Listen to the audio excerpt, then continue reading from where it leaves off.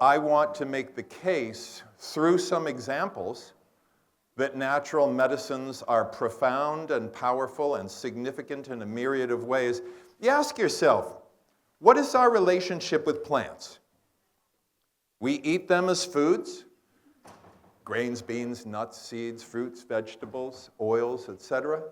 We wear their fibers. We build homes out of plants. We furnish our homes with plants. We adorn our homes with plants.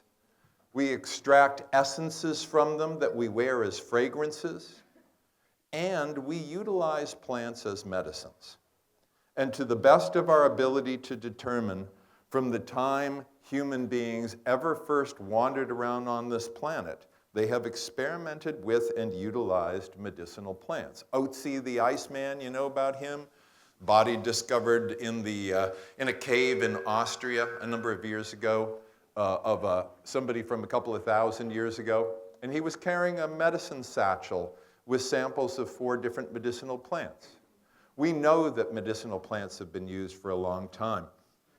There was a somewhat legitimate criticism decades ago that there wasn't enough science on plant medicines.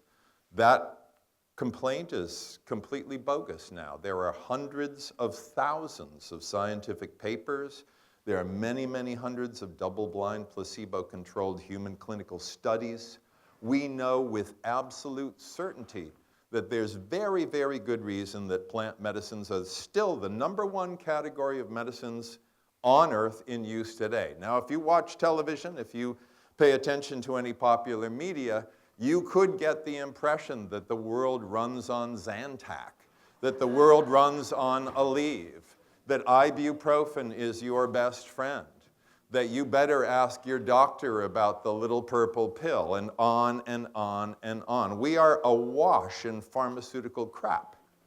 And our job is to keep to the best medicine on Earth today, the safest medicine on Earth today, the one that is not a grand toxic experiment on the population of the people, but plant medicines which have demonstrated efficacy and safety, sometimes for thousands of years. Ayurveda, which means the science of life, and I'm going to get rid of this sport jacket. It does me no good. You don't care, right? I've shown that I can sort of, kind of dress up a little bit. I consider that job well done. All right. Ayurveda, the science of life, is about 5,000 years old. It is the oldest fully articulated healthcare system in the world. The deity that you see represented on the wall here, it will appear any place that Ayurveda is practiced. This is the god Dhanvantari. It's convenient to have 4 arms, by the way. Dhanvantari has a conch shell in one hand to blow the note of truth, has a wheel of energy, a chakra in the other one, for dynamism and human vitality, has a pot containing the elixir of life, and also has a leech for bloodletting. And Dhanvantari, just like in traditional Chinese medicine, you'll see a representation of a dragon, the symbol of immortality. In the case of Ayurveda, you'll always see a representation, a statue, an image, a drawing, a painting, something of Dhanvantari. Ashwagandha refers to the roots of Withania somnifera. And this plant, while not exclusively native to India, is most popular in India and is most popularized in India. It's been used for about 4,000 years that we know of. And here's the thing about the science of Ayurveda. 7,500 plants are employed in Ayurveda. And #1 is ashwagandha. Here is organic ashwagandha root cultivation in Rajasthan, India. This is part of thousands of acres where this medicinal plant is being cultivated. Tremendous. And you have, it's all handwork. It's all people out there, pulling this root by hand. Organic agriculture, I mean, I shouldn't even have to say it, but it's good for you, it's good for the soil, it's good for the water, it's good for the air, it's good for farm workers. Nobody except the chemical companies loses out when it comes to organic agriculture. And by building healthy soil, you also wind up with a greater concentration of nutrients and protective factors in anything you grow. And that is highly valuable. If you've ever stood in the soil of a large commercial organic farm and you've seen that all, the soil is rich and loamy, and then you go to, let's say, a conventional cornfield where the soil looks like linoleum, you can just see the difference. Organic agriculture is good in every conceivable respect, and we should be demanding this for our medicinal plants. Nobody in their right mind wants a concentration of toxic chemicals in the herbal health product they take. That's insane. So insist on organic. Push for organic, because it can always be done. Extensive clinical studies. I'm going to just briefly go through this. We have human studies on anxiety, on sexual function, on cardiorespiratory performance. That's VO2 max, by the way, for you athletes out there. And we see among non-professional athletes as much as an almost 6% increase in VO2 max, which is completely off the board and unexpected. But we do see that. We see actually improved strength in muscle size and muscle strength, improved energy. And I asked some researchers who were about to do a human clinical study, I believe it was actually the sleep study, and I said, listen, I'm curious to know if people are happier. I want you to ask some questions around if they're happier after the test period, which I think was 90 days. And the guy who was doing the study design said, hey, that's kind of a great idea. So they did ask a series of questions, same questions that would be asked in psychiatric evaluations or counseling evaluations. And what they found was that, indeed, after 90 days, people were happier. They were less stressed out. They had more mental clarity. They were more sharp in focus. They got up feeling better. They slept better. They had improvements in their sex lives. So the bottom line with this is that ashwagandha proves to be very, very valuable. It proves to be tremendously safe. And I would encourage you all to give this a try if any of the benefits at all seem like they could be right for you. We know a lot about the compounds in saffron. We know that crocin is a very significant compound for cardiovascular health, for brain health, and also for enhancing the health of skin. Saffronol is what gives saffron its characteristic kind of musky aroma. It contains a bunch of other antioxidants which are familiar to you, aromatic compounds, so that's why it has such a lovely, strange, complex fragrance. And some of the big antioxidants, certainly quercetin. Quercetin is probably the most beneficial antioxidant compound out there. You want lots of quercetin in your diet? Eat onions. They're almost all quercetin. Eat onions. I went on the Dr. Oz show and advised people to eat onions, and he was so surprised. He was like, really? That's your best recommendation for antioxidants? Like, absolutely. You want to live a long time? You want to live healthy? Eat onions. So it's a traditional medicine. It's been used to relieve depression. It's been used to relieve pain. It's been used to improve heart health, for anxiety, and for promoting tranquility. There was an excellent study done a few years back showing that saffron extract is helpful in slowing down the process of early stage Alzheimer's. I'm not saying it's a cure. I'm not saying it will halt the disease in its tracks. I'm saying that it helps to significantly retard the progress of early stage Alzheimer's. And if you've dealt with people who are dealing with dementia, if you've dealt with people who are dealing with Alzheimer's, any benefit is helpful. There are currently studies ongoing about enhanced cognitive function and depression and other things. I think we're going to see a great future for saffron. Fortunately, the clinical dose needed is typically around 30 milligrams, so even though saffron is quite expensive, that can be affordable. And it provides a variety of benefits that we know from traditional use going back the couple thousand years that it's been cultivated, and as repeated by bodies like the International Potato Institute and various scientists around the world. It increases energy, it increases stamina, it boosts libido, it defends against stress, and it relieves uncomfortable symptoms of menopause, including night sweats, and other things that women do not enjoy as they go through that process. Maca is a food. I've brought reporters up to the Andes. No reporter more timid than one from CNN who was just so deathly afraid of trying anything that wasn't being served in a midtown restaurant she could barely control herself. And when we were served maca cake, which is like one of the best things you can possibly eat, yes, it's vegan, it's gluten-free, it's everything. You know, it's all the right stuff, okay? It violates nobody's principles. Just delicious, just delicious. They make breads, cakes, cookies, pies, hot drinks, cold drinks, soups, gravies, stews, everything out of maca. Infants eat it every single day. This is safe as rice. This is beyond safe. So, and it imparts these very interesting benefits. They dig this stuff by hand. They're up there at sunrise. They work all day long. They stop and eat a little bit of food. They bring their Rhodiola rosea root down to the plains in bags, and there all the fun and the negotiating begins that I will show you in just a moment. We know a lot about the phytochemicals.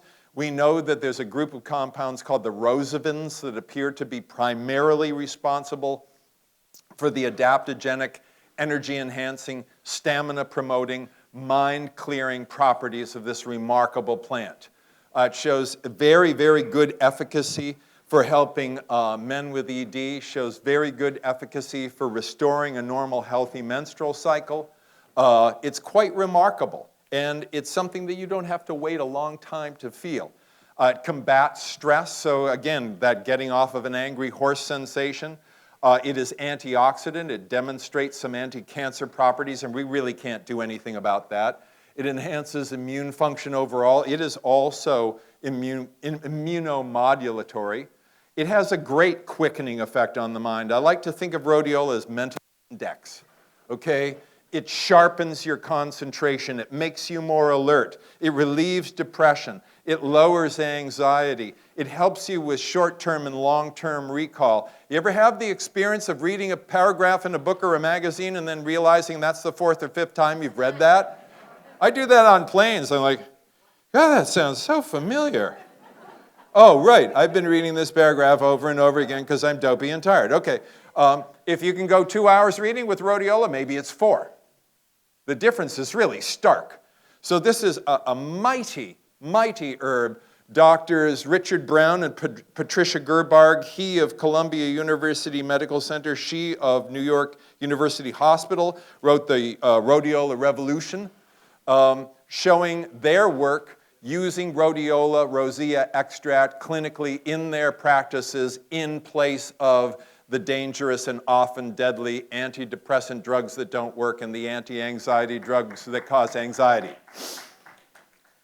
Look to the 2005, I think it's June, but I'm not sure about the month, issue of the Journal of the American Medical Association, where they did a meta-study of antidepressants and concluded, this is JAMA. Okay, this is the people that theoretically we don't like and they don't like us. And they basically said antidepressants don't work any better than a sugar-based placebo pill. This is one of the keynote studies on antidepressants ever, and you can just imagine how much play it got out there in the medical community. Not much at all. So biological activities continued. Strength, endurance, physical work capacity, coordination. It's great for athletes. It improves your reaction time. If you're recovering from something, you've been exhausted, you've been fatigued, this will help to bring back your vitality for real. I mentioned menstrual irregularity and erectile function. You feel this stuff. As with ashwagandha, as with maca, you feel it. And I love promoting the botanicals that people feel, because if you do that, people have a good experience, then when it's time for one of the botanicals you don't feel, ginkgo, echinacea, etc., which may still be highly valuable, people are more receptive because they've had a good herbal experience. We know a lot about the composition of the oil, and we know that it is profoundly anti-inflammatory. which accounts for some of its healing properties, but it's also antibacterial, antifungal, and antiviral. You got toenail fungus, you put tamanu oil on it for a couple of days, you're not going to have toenail fungus. I've seen people with growths on their faces and other parts of their bodies, just put tamanu oil on every single day and those things go away. I can't over-exaggerate the benefits of this oil. I don't know why it isn't the #1 oil being used in cosmetics today. Nothing else comes close. It is a cicatrizing agent. There are types of wounds that will not heal. You get bitten by certain types of venomous creatures like centipedes, you will often get an open wound that will not close for months. You put tamanu oil on it, it causes granulation, the formation of new healthy skin cells. That causes cicatrization, the formation of new healthy skin tissue. You put tamanu oil on skin, it causes the formation of new healthy collagen, therefore keeping skin healthier and more youthful and more elastic. It's great for fine wrinkles, heals acne, reduces scarring, and on and on and on. And by the way, I don't make any money on tamanu oil. This isn't a pitch, so I'll get rich. I mean, that would be kind of a cool side effect, but it doesn't seem really in the cards with this. But you should know about this. You should know about tamanu oil, because this is the agent for the largest organ in your body. Plants are part of our biology, and we exist on this earth because plants very fortunately generate something we like a lot, and that's called oxygen. And by the way, the burning down and the destruction of the great rainforests on earth, which is going on faster than it has ever gone before, means utter catastrophic disruption of the environment, reduced oxygen production, greater amounts of carbon in the atmosphere. It's not good. And there are people out there who would insist, oh, it's really not as bad, or somehow somebody's going to take care of it. If we don't all do our part in every way we can, whether it's writing our congresspeople or engaging in, community sustainable agricultural projects that are organic or whatever we can do, we will lose the whole kit. That's real. That's true. That's what's happening. The second thing I want to say about pharmaceuticals and herbs, and I want to describe it to you this way. I want you to imagine a pyramid like this, and on top of it, a pyramid like this. And in the center is pain, okay? We want to deal with pain. If you take ibuprofen, naproxen, acetaminophen, 1 or 2 times on rare occasion, they're not going to kill you. You take them on a regular basis, you're going to have a host of negative effects. Maybe liver damage, maybe kidney damage, other disorders, a cascade of negative effects. But you will relieve the pain. If you take curcumin, for example, you will not only relieve the pain and do so in a broader way, because it's not just a COX-2 inhibitor, it also works with NF-kappa B, 5-LOX, and all the other inflammatory markers and enzymes in the body, but you'll also get other things that happen that you didn't necessarily ask for, like enhanced neuroprotection, your body actually producing more compounds that protect your nervous system, enhanced cognitive benefits. We know from human studies that curcumin actually enhances mental function, and on and on. An up cascade of benefits that we never even asked for. That's the difference between most pharmaceuticals and most botanicals. There are botanicals that are toxic, and only an idiot makes poison ivy tea. That's really not okay. I'm very fortunate, or unfortunate, I've managed to find and become a little bit too intimate with most of the poison ivy-like plants in the world, I'm sorry to say. Had an awful experience in Ghana many years ago. I was hiking in the forest with a guide, and there was this little teeny little vine, almost like thread, and it kind of caught on my shirt with these little prickles, and I sort of moved it aside, and we kept on going, and the next day I had this bandolier of angry red welts going across, and that lasted for about 3 weeks, and that was like the worst poison ivy ever. I had another Experience in India where I sent my laundry out. This is in the 80s. And it came back, and it was clean, and it was nice, and all that bit, and I put it on, and I developed this. I was convinced that I had some really sick, evil, like life-threatening crud, because right here and on the back of my neck, I had these patches of this nasty, angry red welts, and I went to a dermatologist in New Delhi, and I said, what the heck's going on? Am I like dying of something? And he looked at me and said, you allergic to poison ivy? I said, yeah. But there's no PI here. I know it on site from 100 yards. He goes, have you had your laundry done? I said, well, yeah. He said, let me look at the tag in your T-shirt. There was a little black X. He said, see, what happens is the laundry wallas, they need to mark your laundry so they know it's yours, right? So they do a little mark, an X or a Y or something on the tags of your clothing, but they can't afford pens. So they use Inknut instead. Inknut contains urushiol. Urushiol is what's in poison ivy, poison oak, poison sumac, etc. So you get all these Americans and Russians who were going to India at that time, getting their laundry done because they want to be clean, upstanding, responsible citizens, and wind up getting these hideous, hideous cases of poison ivy. So I am not suggesting that all plants are utterly safe. Foxglove makes digitalis. It is very, very useful for the heart. Can help people to stay alive. But if you were to take a fistful of foxglove and make a tea out of it, you would die. You'd just plain die. That's not all right. Death is an unacceptable adverse effect, no matter what causes it. And I hate those commercials for drugs. Because they go, so now they're doing it at the beginning at you remember 33, 45, and 78 with records? Yes, okay.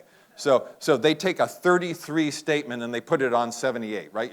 May cause heart disease, seizures, disorders, spasms. You may erupt. You may say strange, awful, terrible things. You may stab yourself. It may cause suicide. And they go through this whole thing. Then, so many people are turning to the little green pill. Don't be misled.